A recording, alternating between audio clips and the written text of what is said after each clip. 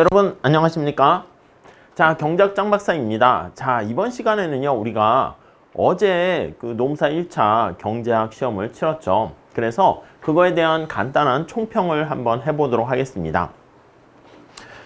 시험을 보신 분들은 뭐 많이들 느끼셨겠지만 약간 난이도가 올라간 데다가 그리고 이제 시험 끝날 때 막판까지 엄청난 체력 고갈과 스트레스를 받거든요. 그래서 개인적으로는 시험이 끝난 다음에는 뭐 5시 어차피 정답이 나오니까 여러분들 좀 푹 쉬시고 그 다음에 채점하는 거를 권하긴 합니다. 가끔은 바로바로 정답 좀 올려줬으면 하는 분이 있는데 제가 봤을 땐 조금 한 템포 쉬었다 가는 것도 괜찮다고 생각을 하고요. 그리고 이제 저도 또 수업이 있다 보니까 그래서 문제지는 한번 받아보고 학생들한테 얘기를 들어보긴 했는데요. 이렇게 전체적인 총평을 한번 이렇게 작성을 해보려고 이렇게 이 자리에 쓰게 됐습니다. 자, 문제를요 우선 앞에 AI 나와 있으니까 제가 일일이 검색할 수도 있는데 약간 챗 GPT랑 뭐 제미나이 뭐 이런 걸 통해 가지고 인터넷에 떠돌아다니는, 근데 이제 제가 힌트는 줬어요. 주로 이제 여러분 동의 카페라 하나 노무사의 길을 걷는 사람들 거기에 이제 보통 많이들 글을 올리시고 하다 보니까 정보를 얻으니까 힌트를 줘서 물어봤더니 전체적인 체감 난이도는 뭐 다 예상했던 내용인 것 같습니다. 그래서 여기 보시면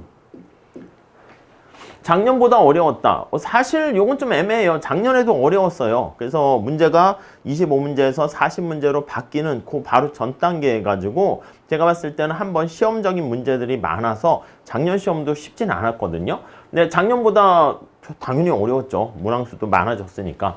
특히 계산 문제가 만만치 않았고 그리고 익숙하지 않은 유형의, 그러니까 이것도 사실 상대적인데 기존의 노무사 기출문제와 비교했을 때는 익숙하지 않은 건데 우리가 뭐 간평사라든가 공무원 시험이나 회계사 시험에서는 늘상 출제됐던 문제들입니다. 그렇기 때문에 올해 많은 분들이 기출문제만 보면 될까요? 해서 저는 기출문제만 보면 부족하다고 그렇게 말씀을 드리긴 했거든요. 아마 기출문제 봐서 한 80점, 90점 받는 분들은 이번 시험에서 한 4, 50점 정도밖에 안 될 거라고 얘기했는데 약간 그러니까 어쩔 수 없죠. 뭐 경쟁률이 치열해지고 하다 보니까 그래서 어렵게 나올 거를 예상했는데 특히 계산 문제가 어려웠고요. 그리고 또 이게 시간이 부족합니다. 이게 25문제 풀 때랑 100문제 풀 때랑 40문제 풀 때랑 완전히 차이가 있습니다. 그래서 문제 만들 때도 마찬가지예요. 25문제 만들 때는 부담 없이 만드는데 이렇게 막 40문제 만들 때는 문제 만들기도 되게 버겁습니다. 자, 개념 이해 중요성 당연한 얘기예요. 경제학은 개념을 정확하게 안 다음에 기출이나 응용 문제들을 많이 풀어 보셔야 되는 그런 거거든요. 그래서 뭐 단답식으로 이렇게 딱딱딱 하는 뭐 그런 측면의 문제는 이제 많이 사라지게 된다. 이렇게 보시면 되겠고요. 역시 계산 문제나 미시 파트가 시간이 좀 많이 걸리는 타임 컨수밍 하는 그런 문제들이 많기 때문에 살짝 만만치 않았고요. 거시도 그렇게 평이하진 않았습니다. 여기서는 잘 모르겠지만 미시에 비해서는 계산 문제가 적어서 평이했다. 이렇게 될 수 있는데 거시도 만만한 건 아니었습니다.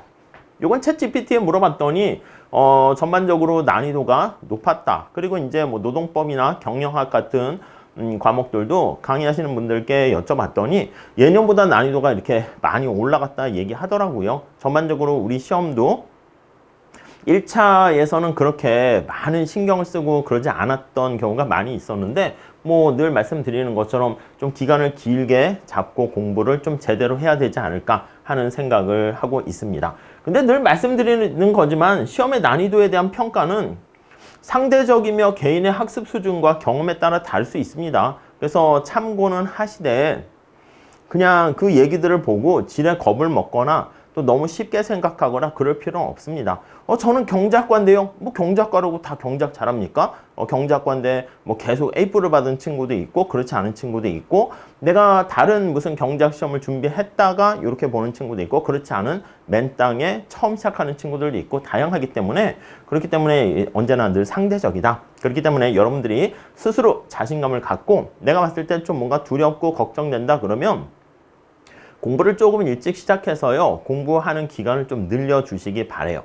그리고 이제 선택 과목으로 이제 경영학이 있잖아요. 그래서 저는 노경 선택을 대비해서는 경제학이 바람직하다. 만약에 이게 합격하는 데 지장이 없다면 그렇게 저는 생각하지만 뭐 그렇게 얘기합니다. 저는 경제학이 다른 과목도 풀어야 되기 때문에 시간이 부족해서 스트레스 받습니다. 그럼 저는 경영학 선택하는 것도 괜찮다고 생각합니다. 어차피 노경 할 때는 노동경제학 할 때는 또 거기에 걸맞는 경제학 베이스를 또 갖춰가면 되니까. 그러니까 그것들은 여러분들께서 상황을 잘 보시고 선택하시면 될 것 같습니다. 오케이? 네, 그 정도 보시면 될 것 같고요.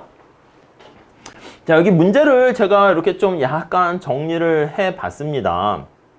요게 이제 이번에 시험 본 거고요. 작년에 약간 과도기. 요거는 그 전의 패턴입니다. 그 전에 이게 과거의 스타일이죠. 보면 이렇게 빈 공간도 많아요. 소비자 선택 이론, 효용함수, 무찰무곡선, 뭐 굉장히 MRS 하는데 안 나올 때도 많고요. 이렇게 나올 때도 많고요. 난이도도 보면 여기서는 약간 다른 약간 7급 경제학 시험을 기준으로 좀 본 거야. 그래서 그거랑 비슷하면 중이라고 넣었고요. 쉬우면 하하하 이렇게 표현을 했는데 굉장히 난이도는 어렵지 않았습니다. 그리고 여기 보시면은 빨간 색깔로 표현한 거는 우리가 2차 때 노동경제학에 도움이 되는, 그래서 만약에 연기부터 공부를 좀 하는 과정이 있다 그러면 이런 효용함수, 콥더글라스 효용함수라든가 생산함수, 그 다음에 완전경쟁시장, 뭐 MRS, 최저임금제의 효과 이런 것들을, 또 여기 나와 있는 여가 노동에 관련된 문제, 이런 진위계수 이런 것도 우리 2차 시험에 나왔었는데 소득분배 지표로 늘상 출제가 되던 문제였거든요. 그러니까 이런 것들은 노경과 관련된 건데 싹 보시면 역시 미시는 거의 노경과 관련돼 있다 보시면 될 것 같습니다. 그리고 거시는요, 이렇게 뭐 소비 투자, ISRM, 화폐 수요 공급 이런 것도 출제가 되지 않고요. 텅텅 구멍이 많잖아. 그러니까 이게 무슨 말씀이냐면 25문제를 낼 때는요, 내가 문제를 이렇게 좀 중요한 거 몇 개 내다 보면은 빈 공간이 좀 많이 이렇게 있을 수밖에 없습니다. 근데 40문제로 바뀌었으면 어떻게 됩니까? 빈칸이 거의 다 채워졌죠? 요거 ADA에서도 원래 문제 있는데 약간 배치를 이쪽으로 해서 그런데 소비함수도 매번 출제가 됐고 요 과도기랑 요거랑 좀 비슷한 패턴이라는 거 알 수가 있습니다. 그래서 결론이 어떻게 되는데 공부를 좀 많이 하실 수밖에 없습니다. 1차도요. 그리고 이제 거시 파트는 여기 노동시장과 관련한 실업, 이런 거, 실업률 계산하거나, 장기 균형 상태에서의, 균제 상태에서의 실업률 계산하는 것들은 매번 출제가 됐고요. 실업에 대한 전반적인 얘기, 효율 임금, 이런 것들은 우리 노경과 관련이 있는 건데요.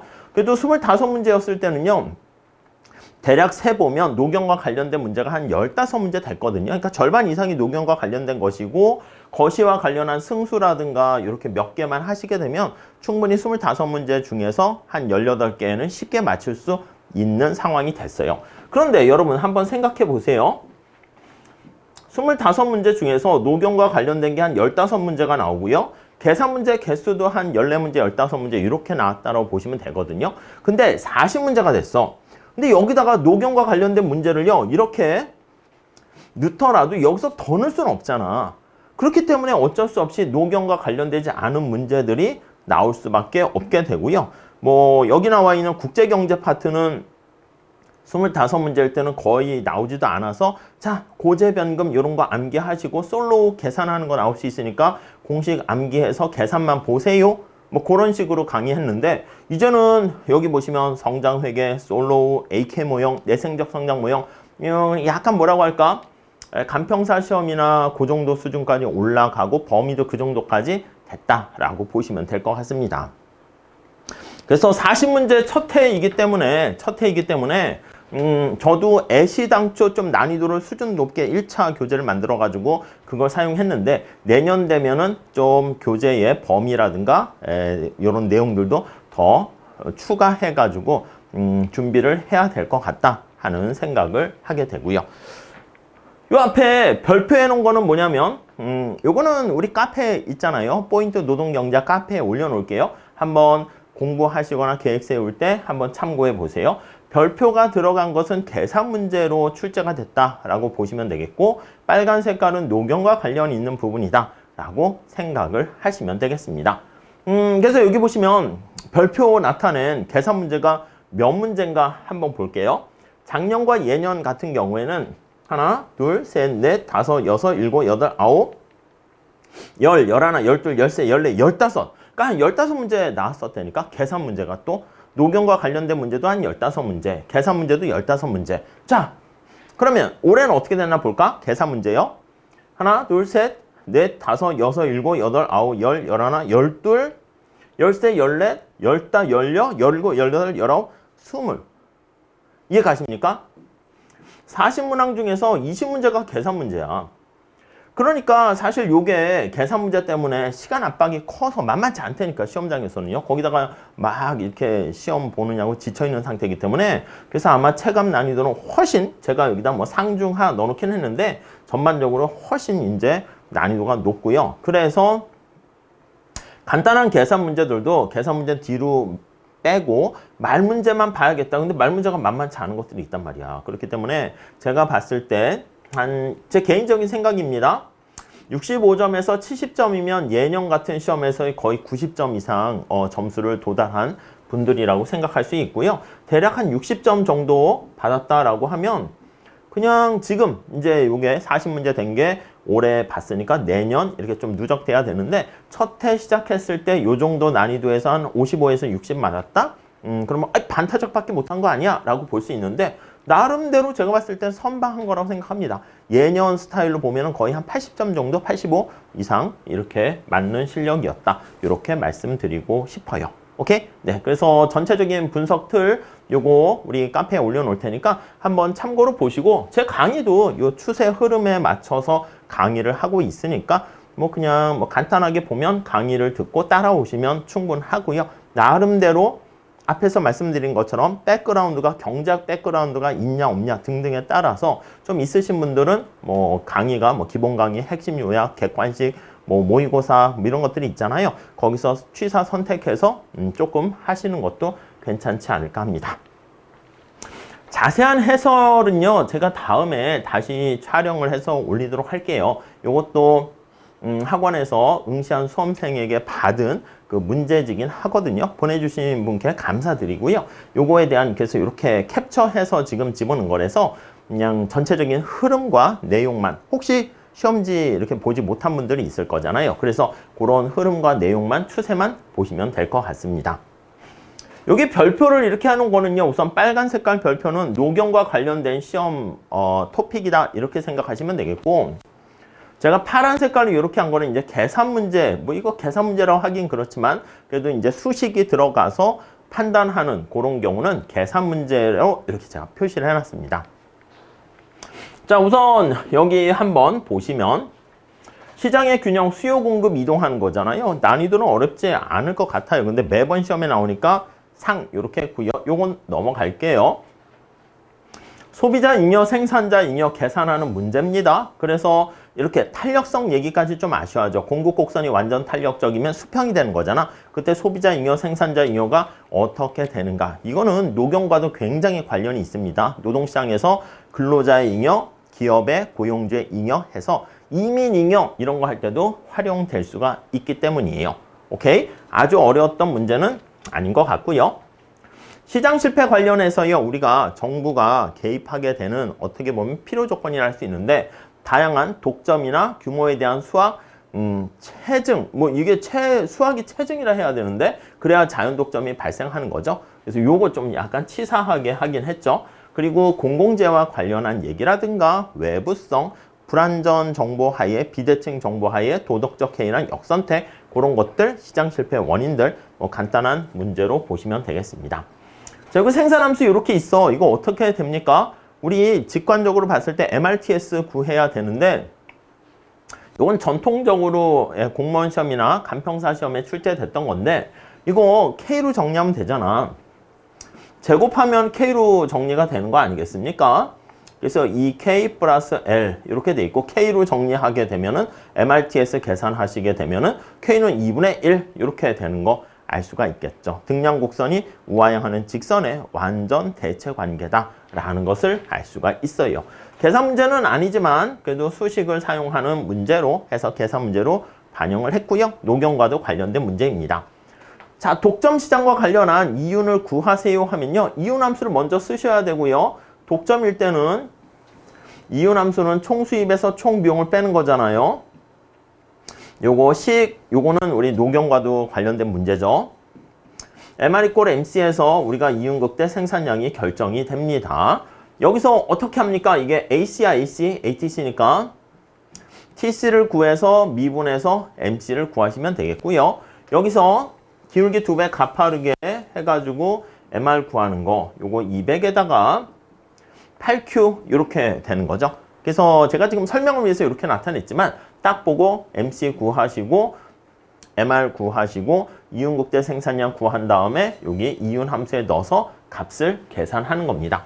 근데 이걸 뭐 정확하게 할 건 아니고 살짝 여기 보시면 800 한 2배씩 뛰잖아요. 그렇기 때문에 약간 비슷하게 한 2000 가깝게 나오면 3번 뭐 이렇게 찍으시고 하시면 될 것 같습니다. 오케이?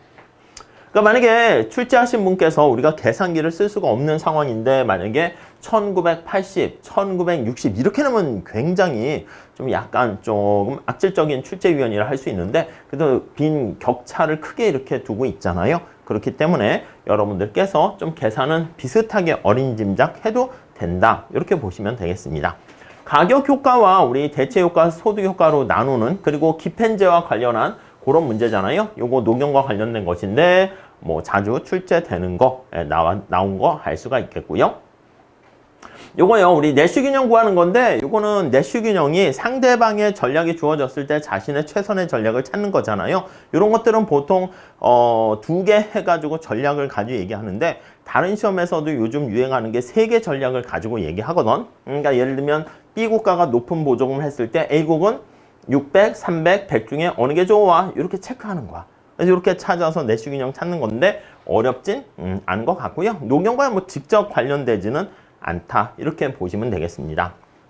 자, 이건 난이도를 상, 중으로 했지만 그래도 상이라 해도 상관없는 그런 문제입니다. 왜냐면 손익분기점과 조업중단점 이건 뭐 자주 우리 시험에서도 출제가 됐어요. 근데 손익분기점은 AVC의 최저점을 얘기하고요. 조업중단점, 요게 조업중단점, 손익분기점은 AC의 최저점을 이렇게 얘기합니다. 그럼 여기 AVC가 있잖아. 그리고 고정비용 있잖아. TC를 먼저 구할 수 있어야죠. 그래서 저기다 Q를 곱하면 3Q의 제곱 플러스 5Q 한 다음에 고정비용이 12 이렇게 되니까 이걸 Q로 나눠주면 AC가 되고요. 오케이? 그 다음에 요거를 여기 나와 있는 요 부분 있잖아요. 요 부분. 요 부분을 Q로 나눠주면 AVC 이렇게 됩니다. 그래서 각각 그걸 미분해서 제로로 놔도 되고요. 아니면 이렇게 보셔도 돼. MC가 여기를 관통해 지나가잖아. 이렇게. 그래서 MC랑 AVC가 같아지는 점 그리고 MC랑 AC가 같아지는 점 그걸 가지고 우리가 손익분기점, 조업중단점 이렇게 찾으셔도 되고요. 이해 가시겠죠? 네, 그 정도 하고 넘어가도록 할게요. 요거는 사실 중요도는 하라고 볼 수 있습니다. 우리 경제학 시험 문제에서나 아니면 다른 시험에서는 오염 저감량이라 그러거든요. 그래서 MC라고 보셔도 돼요. 근데 A가 어베이트먼트에서 오염물질 폐수 저감 비용인데 우리 경제학의 마인드로 봤을 땐 여러분 어떤 사람을 사용했을 때 균형에서는요. 능력이 똑같아지고 비용이 똑같아지고 동일 노동, 동일 임금 이렇게 되는 거 알고 있죠. 아니면 우리가 다시장 독점, 다공장 독점 봤을 거야. MCA와 MCB가 같고 얘가 MR하고 같다. 요게 이제 다공장 독점이고요. 경제학의 원리지. 다시장 독점은요. 시장이 여러 개야. MC와 A시장에서 물건을 팔아서 얻게 되는 MR과 B시장에서 물건을 팔아서 얻게 되는 MR 요게 같을 때가 멀티마켓 다시장 독점입니다. 그래서 약간 3급 가격 차별하고 비슷한 맥락이 되는 거죠. 이것도 그 맥락에서 사실은 보시면 돼. 결국 뭐냐면 MACA와 그러니까 저기에 보시면 100 마이너스 QA와 요건 근데 요 마인드 계산하는 그 마인드는요. 녹용에서도 나오긴 합니다. 오케이? 요거 같아야 되는 거지. 120 마이너스 QB 녹용 하시는 분은 노동자가 100명 있을 때 A시장에서 일을 할래, B시장에서 일을 할래 그러면 노동의 한계 생산이 같아지는 만큼 이동을 한다. 그런 것들 보셨을 겁니다. 그리고 이제 전체 100명이면 뭐 여기서는 지금 어떻게 돼? 할당할 때 여기 보시면은 얼마나 줄이려고 하는가 보면은 정부는 적정 수준의 방류량을 100으로 결정하고 각각 50씩 폐수 방류권을 할당했다. 처음에 그렇게 했는데 이게 이제 전체 할당량이 100이라는 거야. 그래서 QA와 QB는 100 이런 식으로 해서 문제를 푸시면 되겠습니다. 오케이. 뭐 그런 식으로 정리를 해가지고 나타나는 거 찾는 건데 살짝 해보시면 어렵진 않은 건데 중요한 경장 마인드인데 그래도 우리 시험에서는 좀 과하지 않나 그런 생각이 들어서 난이도는 상, 중요도는 하 이렇게 배치했습니다. 자, 넘어갈게요. 요거는 불안정 경쟁 시장에 대한 여러 가지 특성들, 독점과 과점, 뭐 독점 지수, 독점적 경쟁 시장 이런 건데 뭐 크게 아주 어려운 내용은 아니었어요. 넘어가도록 하시죠. 예, 이 문제 푸신 분이 이제 약간 계산 문제도 많고 하니까 약간 요 그림은 뭔지 모르겠네. 약간 안타까운 느낌이 들긴 하죠. 막 짜증이 나고 뭐 스트레스 받고 뭐 그런 것도 있나 봐요. 그래서 여기다가 나중에 넣은 건지 요거 문제 풀 때 한 건지는 잘 모르겠지만 여기 보시면 효용함수가 이렇게 있습니다. 요거는 우리 자주 했었던 거지. 콥 더글라스 효용함수 나타내는 거라서 난이도는 중요한 건 당연히 상이고요. 난이도는 그렇게 어려운 건 아니지만 지문이 뭐야? 여기저기 여러 개를 물어보고 있는 거잖아요. 그래서 요거 MRS 구하시고요. XY 이렇게 구하시고 얘가 PY분의 PX 요거 같게 놓고 해서 푸는 거죠. 여기 보시면 PY는 PX 가격의 2배이다 하니까 얘가 2배가 되는 거지. 그래서 2P X PX 해가지고 요거 값이 2분의 1이다. 요걸 활용해서 푸시면 될 것 같습니다. 이거 중요합니다. 노경에서도요. 다음 92번. 이거는 우리 시험에서 매분 출제가 됐습니다. 구석해가 되는 것이죠. 그래서 MRTS를 계산해야 돼. 노동과 자본할 때.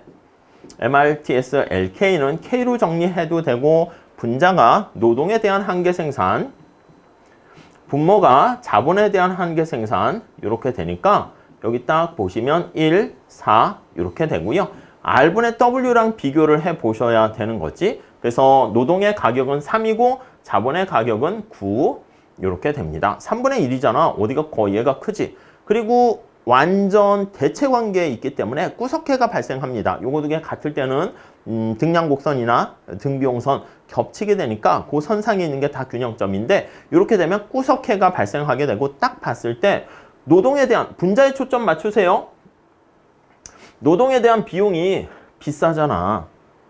이해 가시죠? 그럼 노동에 대한 투입을 하나도 안 하는 게 합리적이다. 이렇게 보시면 되겠죠. 그러니까 이것도 사실 계산해야 되는데 노동에 대한 투입 비용이 빵이다라는 거 활용해서 1번밖에 없으니까 쉽게 구할 수 있는 계산 문제이긴 합니다. 오케이? 자, 다음 93번 보시면요. 이거 PCC와 가격 소비 곡선이라는 것은 가격 효과를 반영하는 곡선이 되겠고요. 이렇게 수요 곡선 나타내는 거죠. 이거는 PCC가 수평일 때를 전제로 깔고 얘기해 달라고 그랬습니다. 이것도 암기하는 식으로 가셔야 돼요. 콥 더글라스 효용함수일 때는 PCC가 이렇게 수평이 되고요. 그래서 수평일 때 가격 탄력성이 1이다. 그런 원리를 활용하게 되는 겁니다. 그래서 살짝 보면 이것도 중요하다 할 수가 있어요. PCC라는 게 우리 노경에서도 임금이 변화했을 때 여가 노동의 선택, 그 궤적 나타내는 거 PCC로 그대로 활용할 수 있습니다. 자, 수요 곡선이 우가 향하는 직선입니다. 그때 각각의 절편이 나와 있을 때 이거 편법 공식을 이용하는 거지. 그래서 여기 보시면 여기가 뭐 A다 이렇게 되어 있으면 여기에 나와 있는 탄력성을 계산하세요. 그러면 어떻게 됩니까? 이게 분모분의 분자 뭐 이런 식으로 하는 편법 공식을 이용해 가지고 계산을 하시면 되겠어요. 분모분의 분자. 여기 밑에도 마찬가지고요. 네, 이해 가시겠죠? 네, 요 정도만 하도록 할게요.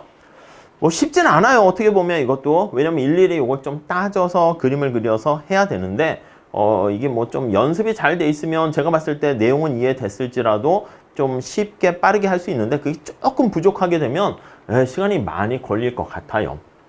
요거는 사실 난이도 상이라고 이렇게 표현을 했습니다. 우리가 이제 불확실성화에 선택할 때요. 회사에 취업할 때랑 창업할 때 느낌이 뭐야? 여러분들 왜 회사에 취업하는 것보다 창업을 두려워할까요?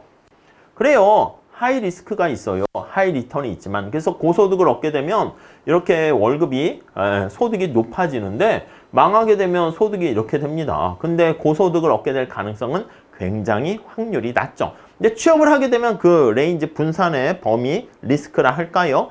그게 조금 더 줄어들게 되는 것을 알 수가 있죠. 그래서 고소득, 엄청 고소득은 아니지만 600에 가깝게 되는 이런 상태를 이용해서요. 우리가 위험 기피자인 선택자가 어떤 거를 선택할까라고 얘기하는데 사실은 원래 이런 걸 막 그려야 되거든. 이렇게. 위험 기피적인 효용함수를 통해 가지고 위험 기피적인 태도는 우리 노경에서도 많이 얘기하죠. 근데 딱 봐도 아니 그냥 위험을 되게 기피해. 그러면 회사 취업할래요? 창업할래요? 당연히 취업하는 쪽을 선택하지 않겠습니까? 원래는 내용을 보고 좀 봐야 되는데 그래도 약간 낯선 문제이기 때문에 출제하신 분께서 조금 뭐라고 할까? 약간 직관에 부합하는 그런 식으로 낸 걸 알 수가 있습니다. 나중에 설명드리도록 하겠습니다. 자, 여기 완전 수요가 강용에 대해서 완전 탄력적이니까 수평이고 공곡곡선 이렇게 나와 있을 때 이에 물품세를 부과했을 때 나타나는 거. 이것도 이제 자주 출제가 됐었는데 거래량이 얼마니, 조세 수입이 얼마니 이런 것들을 구하는 거니까 좀 시간이 걸리긴 할 겁니다. 오케이. 네, 그리고 여기 보시면 수요가 가격에 대해서 완전 탄력적이기 때문에 그러니까 당연히 어떻게 되겠습니까? 소비자가 완전 힘이 센 거잖아. 그래서 소비자는 조세 부담을 전혀 지지 않게 되고 생산자가 100% 부담하게 된다. 이런 것들도 알 수가 있겠죠. 네, 그 정도만 할게요. 다음 97번은 이제 거시경제 관련된 지표에 대한 얘기입니다. 그래서 이거는 매번 그래도 출제가 되는 거라서 GDP에 포함되는 거 소비자 물가 지수 같은 거시경제에 관련된 기본적인 지표를 얘기하고 있고요. 소비자 물가 지수 같은 경우에는 수입자가 포함되어 있죠. GDP에는 수입자가 포함되지 않지만 그렇기 때문에 수입자 가격의 변화 같은 것들도 포함이 된다. 이렇게 보시면 될 것 같고요. 그 다음 98번은 인플레이션과 관련한 어떤 영향 이렇게 표현했을 때 예상을 했느냐 예상하지 못했느냐 그렇게 예상을 하지 못했을 때는 누가 이득이라고요? 채무자가 이득이고요. 채권자가 손해가 되는 거 거기에 초점 맞추시면 될 것 같고 예상을 했어. 그랬을지라도 메뉴 비용 같은 것들이 발생한다라는 거 알 수 있습니다. 자, 소비 이론과 관련해서는요. 예년엔 출제가 잘 되지 않다가 작년부터 조금씩 출제가 되었습니다. 작년에는 뭐 랜덤워크 가설까지 이렇게 출제가 됐기 때문에 작년에 비해서는 난이도가 조금 더 낮은 거라고 할 수가 있는데 앞으로 소비 이론, 투자 이론 그런 거에서 한 문제씩은 계속 출제될 수 있을 거다라고 보시면 될 것 같고요. 자, 100번 보시면 이제 총생산함수 있을 때 여기 성장 회계식 나타내는 거 요거는 이제 매번 출제가 됐죠. 요거 변화율을 표현하는 거 아시죠? Y에 곱하기는 더하기가 되고 나누기는 빼기잖아요. 증가율은요. 요거 A에 변화율 더하기 0.4K에 델타 K 플러스 0.6 L에 델타 L 이렇게 되는 거 알 수가 있습니다. 오케이, 여기다 각각 집어넣어서 계산하는 거 넘어가도록 할게요. 자, 그 다음에 요거는 좀 너무 과했어요. 제가 봤을 때 보물 토빈의 화폐 수요 이론은 다른 시험에서도 그렇게 나오진 않습니다. 제가 뭐 기본수에 넣어서 언급은 했어요. 이건 뭐냐면 여러분 화폐를 보유할 때 화폐 수요는 소득에 비례하죠. 내가 소득이 많으면 화폐를 많이 보유합니다. 이자율에 반비례하죠. 이건 똑같아.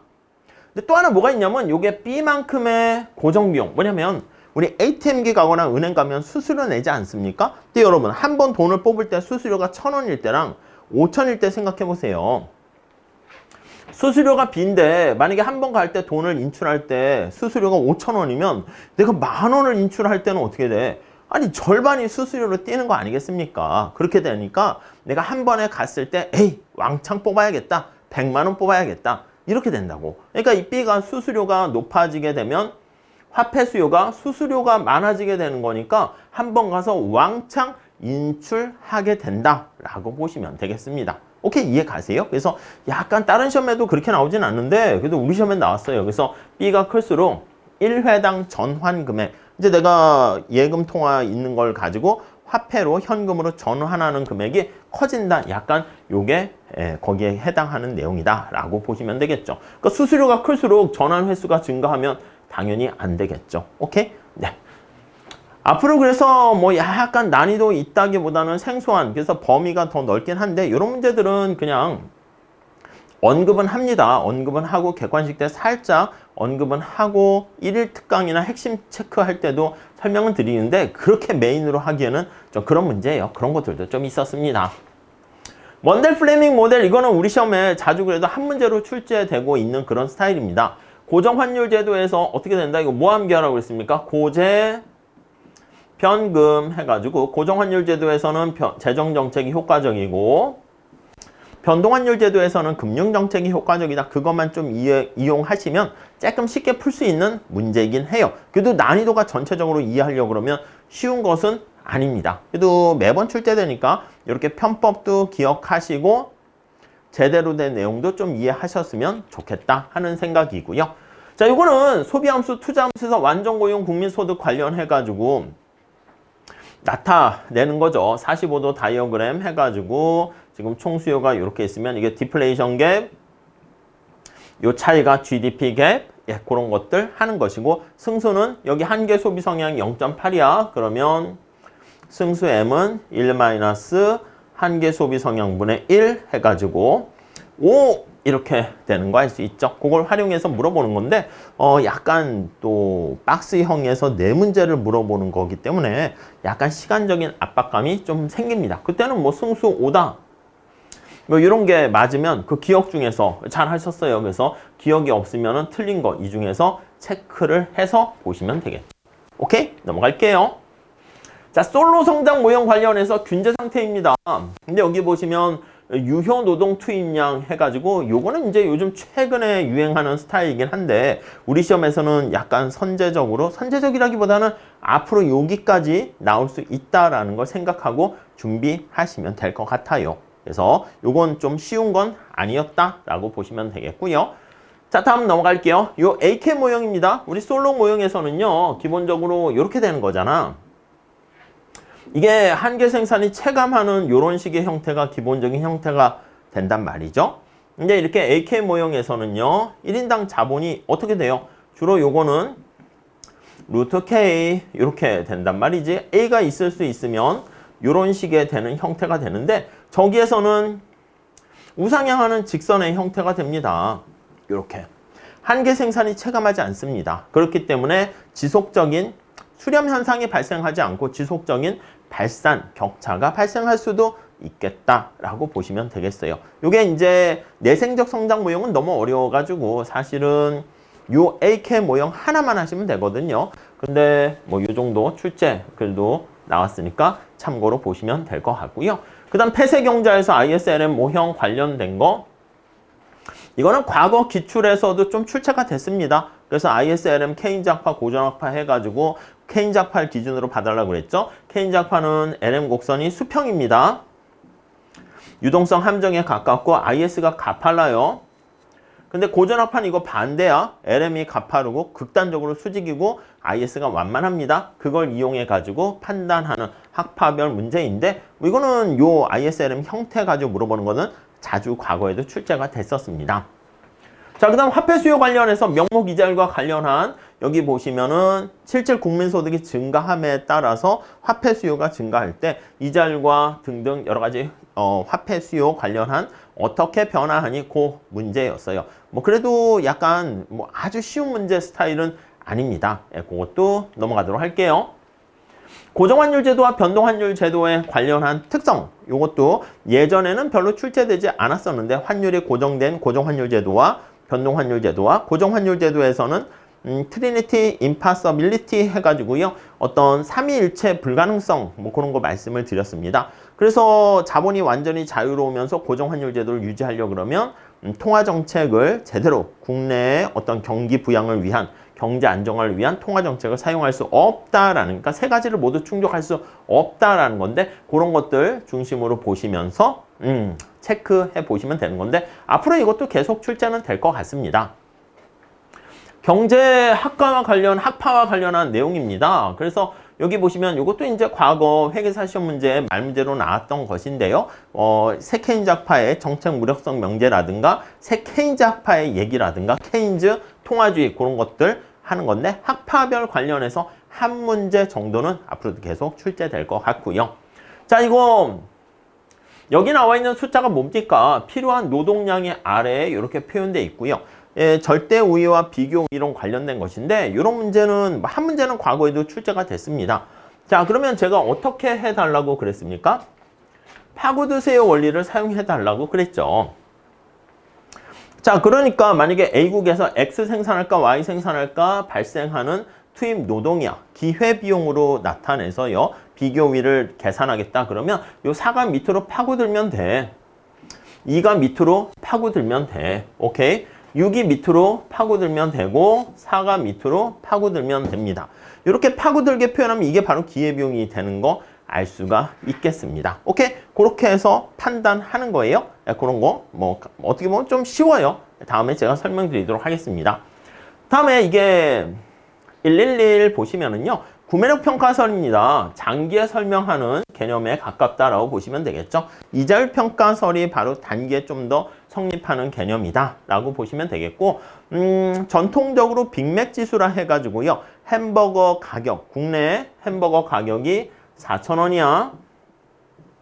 근데 미국에서는 만약에 4달러야. 그럼 어떻게 돼? 햄버거가 똑같은 물건이다 그러면 동일 상품은 동일 가격이기 때문에 요거 두 개가 가치가 똑같다 이렇게 생각을 해서요. 1달러가 가치가 1,000원 이렇게 보시면 되겠습니다. 오케이? 그래서 뭐 요거 계산하는 건데 약간 이것도 뭐 어떻게 보면 만만한 거는 아니긴 합니다. 시험장 가서 뭐 연습을 좀 해야 됩니다. 구매력 평가설 파트만 사실은 보면 되는 거긴 하니까 요거랑 이자율 평가설 보셔야 되겠고, 자, 그 다음 여기 보시면 잠재 GDP를 달성하기 위해서 ISLM 곡선을 구하셔야 됩니다. 그래서 뭐 ISLM 구하거나 하면 완전 고용 국민소득이 되면 얘가 IS고 얘가 LM이 되겠죠. 그래서 정부 지출을 얼마나 증가시켜서 지금 현재 국민소득이 완전 고용 국민소득까지 갈 것인가 그걸 보셔야 되고요. ISLM에서 중요한 것은 이게 승수효과인데 이만큼의 구축효과가 발생한다는 것까지 체크하시면 되겠습니다. 요거는 과거에 그래도 난이도 있는 문제로 계속 출제됐던 것이기 때문에 문제 자체는 어렵지 않은데 시간이 걸려. 그렇기 때문에 Y는 CIG 해서 IS 구하고 화폐 수요, 화폐 공급 같다라고 해가지고 LN 곡선 구해가지고 정부 지출을 얼마나 증가시켜야 되는가, 네, 그걸 계산하는 겁니다. 그래서 어렵진 않은데 제가 늘 말씀드리는 것처럼 시간이 부족해서 그런 문제들이 많습니다. 다음에 여기 기대 인플레이션, 여기 보면 기대가 추가된 프리드만 펠프스의 기대 필립스 커브가 되는 것이죠. 이게 이제 케인즈 학파의 비용을 여기서 감안해 가지고 우리가 70년대 80년대 오일 쇼크가 발생했을 때 비용 증가 인플레이션 가지고 AS가 상방 이동하는 거 설명할 때 활용하기 위해서 케인즈의 주장 유가 상승의 충격, 그것뿐만 아니라 세고전 학파의 주장 아니면 적응적 기대를 강조하는 통화주의자의 주장 그거를 반영해서 나타낸 필립스 커브인데 요건 약간 녹용과도 관련이 있습니다. 녹용에도 이제 필립스 커브가 등장하는데 그거를 그냥 암기하기보다는 이 단계에서 조금 더 집어넣으면서 이해를 하는 게 좋을 것 같아요. 뭐 쉬운 문제는 아닙니다. 넘어갈게요. 114번.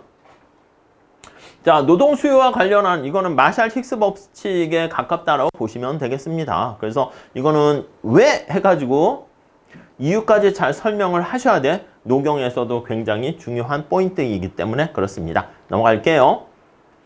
자, 이거 여가 노동과 관련한 예산선, 효용함수 등등 있을 때 나타내는 거. 그건데 뭐 사실 이게 다른 시험들은 되게 좀 7급이나 간평사 시험에서는 좀 힘들어하는 문제입니다. 근데 우리 노동경제를 좀 연기나 일기 준비하시는 분들한테는 요거는 약간 껌이라고 할 수가 있긴 하죠. 그래서 비근로소득이 증가하게 되면 예산선이 근로 외의 소득이죠. 비근로소득이 증가하면 예산선이 평행 이동하는 거니까 이때는 대체 효과가 발생하지 않고요. 소득 효과만 있다. 이렇게 보시긴 해야 됩니다. 오케이? 넘어갈게요.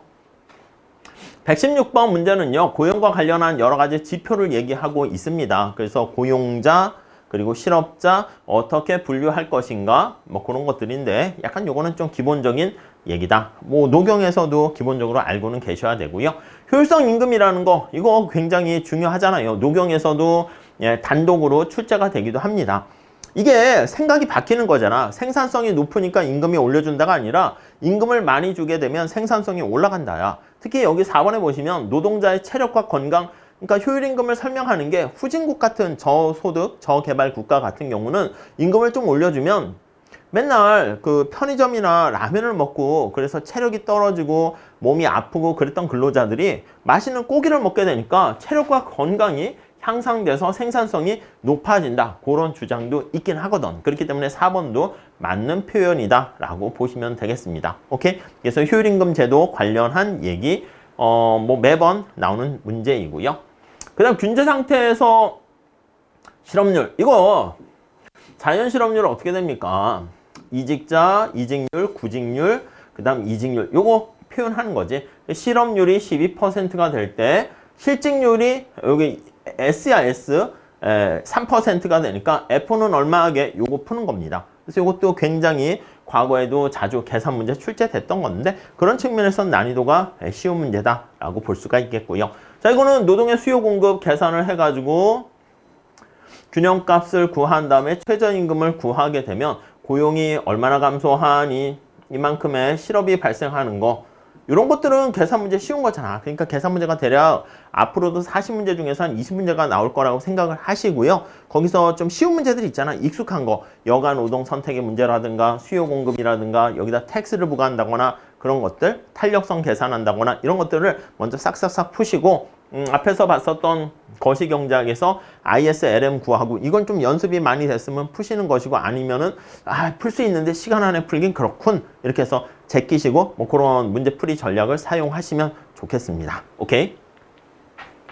자, 그 다음에 이제 120번 보시면 이제 실질임금 경기 순환성, 실질임금이 경직적이다라는 그거는 이제 세케인작파를 중심으로 해가지고 많이 얘기하는데 이 경기 순환성까지 이렇게 얘기한 건 좀 약간 과한 측면이 있긴 해요. 그래서 난이도 하로 넣습니다. 거시경제학에서는 좀 이슈가 되고 다른 시험에서는 그렇게 많이 출제가 되진 않는 건데 우리 시험에서 우리 농사 1차도 경제학 만만한 건 아니야. 이걸 보여주려고 했는지 좀 아무튼 요것도 막 섞여서 실물 경기 변동 이론까지 얘기를 한 문제인데 뭐 이게 또 나올 가능성은 그렇게 많진 않은 문제다라고 보시면 되겠습니다. 자, 그래서 이렇게 간단하게 총평하고요. 문제가 어떤 게 출제됐나 혹시 가볍게 살펴봤는데 그래서 혹시 이제 내년에 시험을 준비하시거나 그런 분들은 참고를 하시면서 준비를 하시면 될 것 같고요. 그래서 이제 객관식 강의를 듣고 객관식 문제를 많이 풀어봐서 연습이 되셨다 하더라도요. 앞으로 내년에는 40문제짜리를 40분 정도 정해놓고 문제 푸는 모의고사를 모르겠어요. 저도 수요가 근데 1차 수요가 이제 좀 많아질 거라고 생각하는데 지금까지는 그렇게 많지는 않았거든요. 수업 자체를 많이 듣지도 않을 뿐만 아니라 뭐 이런 건 뭐 혼자서 이렇게 되는데 좀 바뀔 것 같아요. 그래서 또 40문제를 40분 정해놓고 풀어보는 모의고사 이런 것들도 해볼 필요가 있거든요. 그러니까 내가 문제를 풀 수 있지만 시간 관리를 좀 잘 해야 되기 때문에 그런 것만 좀 하시게 되면 충분히 쉽게 원하시는 점수를 얻지 않을까 하는 생각을 해보고요. 1차에서는 뭐 다른 것도 만만치 않긴 하지만 뭐 100점, 90점 이것까지는 좀 과한 그런 거고 아마 적정한 점수는 제가 봤을 때 뭐 한 70에서 75 그 정도 한 80 정도 생각하시고 준비를 하시면 그러니까 40문제 중에서 한 10개 정도 틀린다라는 거 생각하시면 조금 부담은 한결 없지 않을까 하는 생각을 해봅니다. 아무튼 잘 준비를 하셔가지고요. 1차 합격하신 분들은 또 어쩔 수 없습니다. 2차 시험도 열심히 그냥 달리시는 수밖에 없으니까 열심히 하시고 만약에 1차 안 되신 분들은 조금 작전을 세우셔가지고 조금 1차를 일찍 시작하겠다 생각하시고요. 그 다음에 2차 공부 같이 병행하시면 뭐 오히려 또 바로 동차 비슷하게 한 번에 할 수도 있으니까 뭐 타이밍이 있는 것 같습니다. 열심히 하셨을 때 거기서 얻게 되는 리턴 보상이 바로 나올 수도 있고 조금 늦게 나올 수도 있으니까 네, 너무 뭐 힘들어하지 마시고 좀 잘 힘내시고 준비하셨으면 좋겠습니다. 자, 수업 시간에 또 뵙도록 하겠습니다. 감사합니다.